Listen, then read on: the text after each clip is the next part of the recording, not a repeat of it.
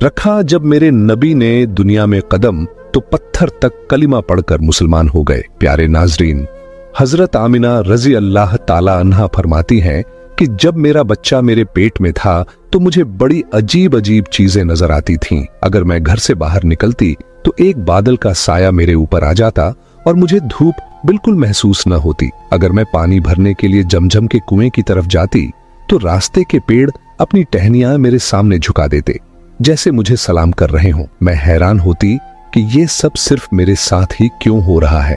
जब मैं जमजम के कुएं के पास पहुंचती तो नीचे का पानी अपने आप ऊपर आ जाता और बिल्कुल मंडेल तक भर उठता। फिर मैं अपने हाथों से ही बाल्टी पकड़कर पानी निकाल लेती। मक्का की औरतें मुझे कुएं के पास रोक लेती और जाने न देती।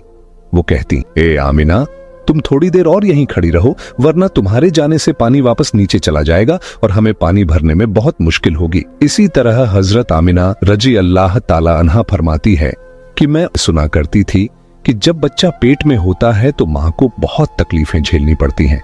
कभी हाथ पांव में दर्द, कभी सर दर्द, कभी उल्टी, कभी बुखार और कभी चिड़चिड़ापन। ये सारी बातें सुनकर मैं सोचती कि अजीब है, मुझे तो पूरे 9 महीनों में कोई तकलीफ नहीं हुई। यहां तक कि जब तक मेरा बच्चा पेट में रहा मुझे सर दर्द तक न हुआ। हजरत आमिना को अजीब अजीब ख्वाब भी आते थे। वो फरमाती हैं कि जब मैं रात को सोती तो मुझे ख्वाब आता कि मेरे जिस्म के अंदर से एक नूर निकला है और उसने पूरी दुनिया को रोशन कर दिया है। ये सब देखकर मुझे यकीन हो चुका था कि मेरे पेट में जो बच्चा है वो यकीनन कोई आम इंसान नहीं, पैगंबर हजरत मोहम्मद मुस्तफ़ा सल्लल्लाहु ताला अलैहि वसल्लम जब अपनी मां हजरत आमिना रजी अल्लाह ताला अन्हा के पेट में थे तो एक रोज आपकी दादी ने आपके दादा को इशारे से बुलाया और कहा, क्या आपको मालूम है ये बहू आमिना बहुत महंगा इत्र लगाती है।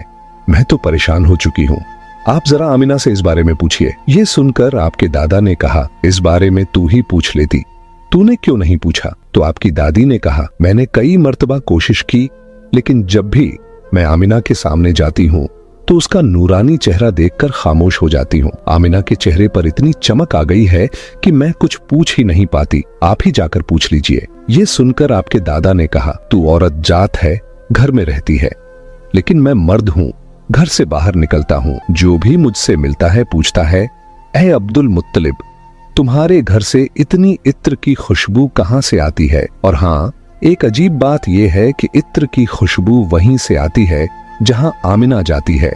अगर आमिना रसोई में जाती है तो खुशबू वहीं से आती है, अगर गुसलखाने में जाती है तो खुशबू वहीं से आती है, अगर बैठकी में जाती है तो खुशबू वहीं से आती है,